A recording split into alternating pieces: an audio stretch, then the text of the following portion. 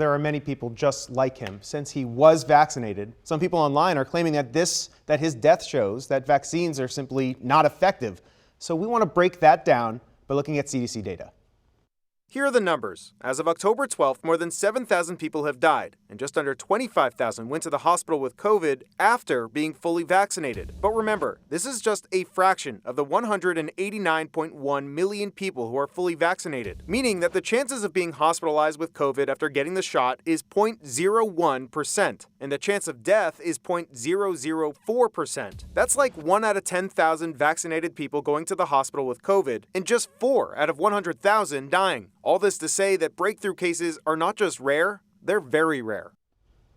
All right, so as for those who are unvaccinated, the rates of hospitalization and death are far greater. And I want to show you this graph right here from the CDC because it sort of offers a snapshot of COVID death rates from 16 jurisdictions over this 4-month period. So this black line here, which you can see, shows the death rate for the unvaccinated, where meanwhile the blue line right there is for those that are fully vaccinated. And as you can see, the death rate is just much, much larger, obviously, for those that are unvaccinated, which, again, is why many continue to call this a pandemic of the unvaccinated. Leslie? You know, Evan, we've just been reflecting on this all day, and you think about Colin Powell and how he fought these enemies that he could see, but ultimately it sounds like it was an enemy that he couldn't see that ultimately took his life. And that is why we're making the point about how it takes all of us to help protect people who may be immunocompromised, because it's on all of us. It's on all of us to get involved and be called to serve in this way, to serve each other and potentially save each other. Because it's the older people, it's those that have been sick before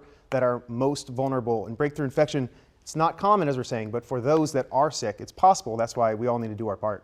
We have to do our part. Thank you for that reminder.